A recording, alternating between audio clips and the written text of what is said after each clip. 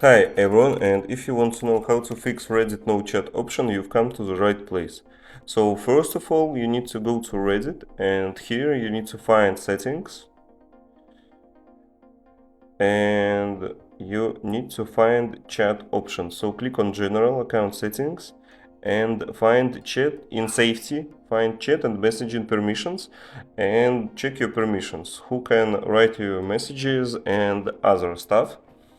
If it's okay, but you still don't have chat, you need to just simply click on settings, find apps, Reddit, and here you need to clear storage and cache. So clear storage and cache, and your problem should be fixed. If not, make sure that your Reddit is updating. So click on Reddit, find Reddit,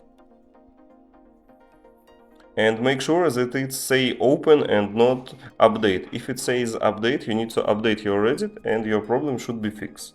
So that's all. Thank you for watching. Leave a like and subscribe.